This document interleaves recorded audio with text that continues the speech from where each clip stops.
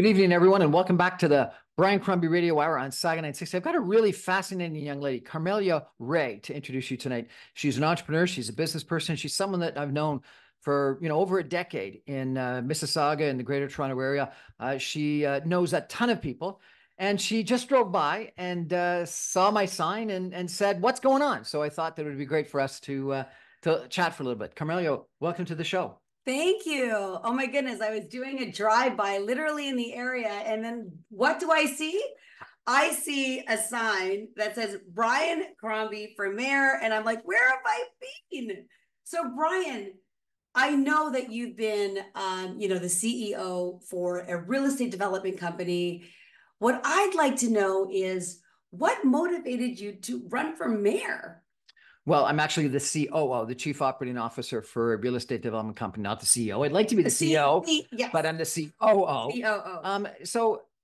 I think that Mississauga's lost its way, quite frankly. I think we've got a great potential, but I think we've sort of lulled ourselves into a lack of confidence and a desire to achieve better. We've got housing affordability issues where it takes like $250,000 for a family income before you can afford a house in Mississauga today. My kids can't afford a house in Mississauga today, and I think that that's because of the government red tape, regulation, and delays in getting approvals. I think we've got taxes that are way too high. We have taxes for the same value of a home in Mississauga that are twice what they are in Toronto, twice what they are in Toronto. Like, why? We've got transit and promises for transit that have never been met, and the current transit that doesn't work. We've got transportation congestion. I think it's going to get worse. And we've got crime. Crime has been escalating. My house has been burglarized twice in the last 6 months. Were you in the home? Thankfully, I was not in the home, but burglarized twice. And once the police responded very quickly, once they didn't come until the next day. With that kind of response time, yeah, it is. There's been carjackings, there's been home invasions, and there's guns in Port Credit. So, something's gone wrong, and I want to fix it. And I think most importantly, Carmelia, we used to have big ideas in Mississauga. We used to think big. We used to have confidence. We used to have swagger. We used to think about, we could become a great city. Hazel McCallion, the former mayor, she built the Living Arts Center. You've been there. She built the Hershey Center. She built Celebration Square. We haven't done anything of note recently. Yeah. That's we've given up our desire to achieve greatness. So I wanted to get involved to challenge the four leading candidates that are all existing city councillors. And, why, if they've done a bad job, would you give them the captaincy? Why would you promote them? Like, it just doesn't make logical sense. And to challenge people to say, we could do better. We must do better for our kids, for our city, for ourselves. Right.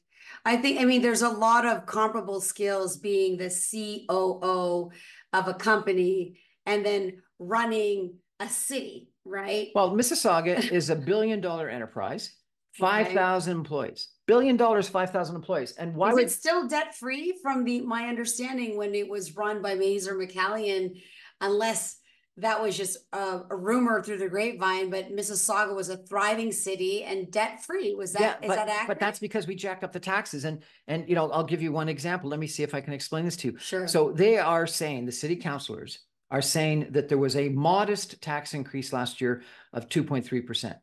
Okay. But what they did is they took the increased Mississauga taxes and divided by the Mississauga taxes and the Region of Peel taxes. Okay. And then they took the Region of Peel taxes and divided it by Mississauga and Peel and came up with a Peel increase of 4.5%. But in reality, Mississauga divided by Mississauga was 6.3%, 3 times higher than they said.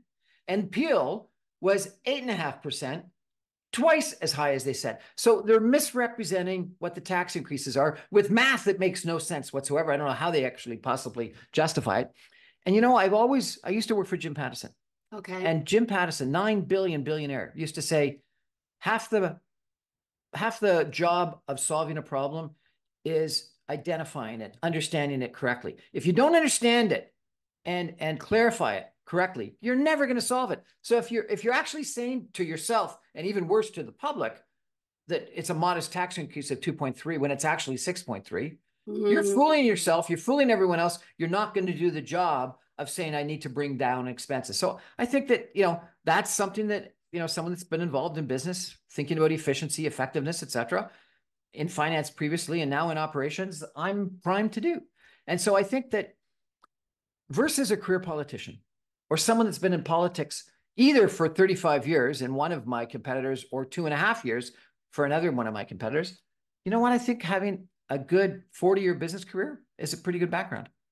I would agree. Now, you and I have shared, for those who don't know, Brian and I have shared many stages on different platforms. And post-pandemic, it still feels, people were very socially isolated. Yeah. And I know that you were giving a lot of talks around, community and the power of co. What are you going to bring to Mississauga around that context? Maybe you can share with those who've never heard your platform on the power of co. What does that really mean? Well, the power of co is a Greek word that means with or together. And I've developed this concept. So you may remember that I was doing and still am doing my doctorate in business. And what I'm studying is social capital, economic development. And the title of my thesis is The Role of Social Capital in Innovative Economic Clusters in Times of Financial Duress. And I developed this talk that I've done at TEDx about, numerous other conversations about, called Community and the Power of Co. And I've got 10 co words, and it's like confidence and communication and collision and things like that, that really build what I call a great ecosystem, a cluster, a place where business people get together and develop new ideas. And I think that, we don't have those in Mississauga anymore. The second largest employment zone in all of Canada, where do you think it is? It's in the airport corporate zone that goes from the airport out to Pill Hill. Okay. People would say Montreal or Vancouver. It's not. Okay. The first is downtown Toronto, but the second most important one, the second largest, is actually in Mississauga. Now it's Mississauga, Brampton, and Rexdale, which is part of the problem.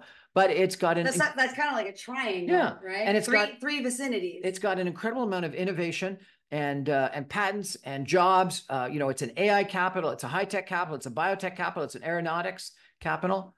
But we don't, incubate it. We don't help it. If it was in Kitchener-Waterloo, we'd have a Waterloo accelerator. We'd have Communitech. We'd have funding from the federal government for a super cluster. If it was in Vancouver, we'd have a biotech cluster. If it was in Atlantic Canada, we'd have a fisheries cluster. We've got this incredible opportunity. Downtown Toronto has got a financial services cluster. Why don't we do the right things to bring those people together? And I think there's a couple of things that we could do in that regard. Number one is we got to have better transit, because they've got to be able to connect to their homes so they can get to work, and then downtown Toronto so that the downtown Toronto and the super cluster area at the Airport Corporate Center works. And then we've got to bring them together, and there's got to be things that can bring them together. And I've given a bunch of suggestions, and often those things that bring them together are events and facilities that are the places that people want to go to. And often what they're described as is the clubhouse, clubhouse for that area. We did this survey when I was chair of the Mississauga City Summit. Where do people meet? You know where it was? The bar at the Delta Chelsea Hotel. That's where, not the Delta Chelsea, that's a Freudian stuff, downtown Toronto, the Delta Meadowvale. That's where people sort of had their meetings. What you need is a board of trade. You need a place to get together. And the best example that I've come up with is there's this, and I think you also need big ideas. And so combine the two. There is a 18-acre piece of property that sticks out into Lake Ontario in Port Credit. Okay. In it is a 150,000 square foot warehouse. And all it does is store boats and geese right now. It's been, the opportunity has been squandered. If it was in downtown Toronto, it would be Queens Quay or the St. Lawrence Market. If it was in Vancouver, it would be Granville Island Market. If it was in New York, it would be South Street Seaport. If it was in San Francisco, it'd be Fisherman's Wharf. If it was in Seattle, it would be Pier 5. There's 19 cities in North America today that are either proposing or constructing waterfront retail entertainment places, because that's where people want to get together. They want to go to bars, they want to go to restaurants, they want to retail, they want to walk around. Seeing a vision for Mississauga within that would be the place that's housing geese right now? Exactly. Right. And it's owned by the federal government. And you know what our current councillors want to do with it? What? Build 10 condos. It's squandering this huge opportunity. We don't have the people in the senior positions in our mayor's office and on council that are willing to fight with the federal government for us to get those kinds of assets that, number one, are profitable. Number two, bring us together. Number three, is the place that you think about as pride. CBC did this listening meeting a week ago. 60 people, 100 people, something like that went to it. And the first question is, what do you like about Mississauga? Okay. And you know what they said? What? For credit? And initially people couldn't answer. They didn't know what they liked. And it's a challenge. And you know, conference after conference will say, if you want to build a great city, you've got to have a brand. You got to have a thing that people say on top of the mind you like. Ah. So when you think about New York, what do you think about? You think about Big Apple. You think about the Empire State Building. Times Square. Yes, Times Square. Broadway. Central Yes. Park. Right? Those are the things you think about. When you think about Vancouver, what do you think about? Stanley Park. Stanley Park. Granville Island. Granville Island. When you think about Mississauga. Kitsilano. What do you think about when you think about Mississauga? The former mayor Hazel McCallion. You know, I was at this big. Literally, that's what we thought about, because she was the reigning mayor for so long. I was at this big conference in Manhattan on cities about a decade ago, and we went and did this little, survey, and that's what people said. And no, really, and it's nice that she had that image, but it's bad that we don't have a something. There is not something there. Anyway, so she was a person. So I hear what you're saying, in that creating a community or an identity for the people of Mississauga, so that globally and worldwide they will say Mississauga is this, or whatever vision that you're trying to create, the waterfront, right? And what we've got to do, I think most importantly, is have something that gets people excited, so they become more involved. You know, our turnout in the last election was 21%. That means that 4 out of 5 people don't even bother to go show up to the vote. So I think what it is that young people, newcomers to Canada, lots of people are just voting with their feet and saying, municipal politics is irrelevant. I don't give a damn about it. I'm just not even going to bother showing up. When 4 out of 5, only 1 in 5 shows up. And the problem is, most of the people that show up are people that look like me. They're older, they own homes. And so therefore, city council sort of does things for those people, regrettably, rather than for everybody. They don't do things for the young people. They don't do things for renters. They don't do things for some of the newcomers in our society. 57% of Mississauga has been in Canada for less than 10 years. We are an incredibly immigrant-oriented, diverse community, and we need to motivate it. And so many people that aren't political, like you're so well connected. Yes. How can you help me get out to those people that aren't political and try to get connected to them such that they come out and vote? Well, and hopefully vote for me. Yes. It's alarming when you shared with me that 4 out of 5 people don't vote, do not vote. What that signifies, is that people, particularly in this immigrant society, is those voting population that could vote probably still feel that their voice doesn't matter. Yep. And so what that creates is an opportunity. Imagine if you felt like your voice mattered. Imagine that your vote, and it does, every vote counts. Every vote counts. So get interested, get curious, ask. Brian, I would say, for your listening audience and for my listening audience now, is where can they find out more about you? This is the thing, is that I think a lot of people who do not vote feel as if they don't have any impact. So that's the situation. I was really asking you about, sort of speaking to the audience and sharing the real statistic that 4 out of 5 individuals that can vote choose not to, or don't want to, or feel as if, like, my thought is that they just feel like their voice doesn't matter, that their vote doesn't matter, when in fact your vote matters. I mean, back in the day when women didn't have the right to vote, and they protested for it. They protested for vote, like they fought to vote, and now that you have the power to vote, you're not voting, which is, I'm not going to say it's insane. This is an opportunity for those of you who have never voted, and for those who are of age to vote. When can you legally vote, Brian? 18. 18. From what you know statistically, how many 18-year-olds are actually going and casting their vote? So I don't know, but picking a candidate. But the statistics suggest that if 20% or 21% on average vote, it's less than 5% for people under the age of 30. Less than 5. So 1 in 20 young people votes. And it's wrong, because when you think about, you want the mayor, you want the council to do things of benefit to youth. Get out there and exercise your franchise to make sure that they do what's important for you. Absolutely. I came here, because by surprise, literally, I was heading home and I'm like, okay, Brian, why didn't you tell me all about this? Very proud of you. Thank you. I'm, of all of the different platforms that you're talking about, and knowing that Mississauga is in crisis and we need to wake up to all of these important issues. Where can they find out about you? So I think 3 places. Okay. So first of all, my political website is briancrombie.ca. Okay. And so I've got lots of things about my policies and my background there.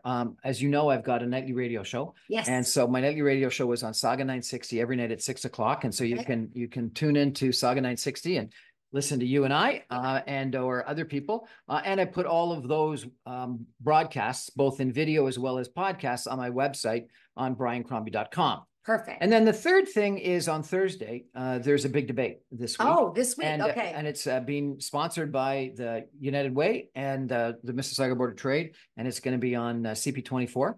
And I think it's going to be live streamed. I'm not sure it's going to be broadcast, but it'll be live streamed. And that'll be a great way to see me, but also to compare me to my competitors. And the 4 competitors that are supposedly ahead of me are all existing city councillors. And, why, with all of our crises and all of our problems and our lack of vision, would you, give the responsibility to one of the existing people that have created the problem to solve? I've used the example before. When the Leafs get kicked out of the first round of the playoffs, do they promote the guy that got them there? No. They get rid of the coach. They get rid of some of those people and they start again. When the Ottawa Senators don't even make it to the first round, do they promote the guy?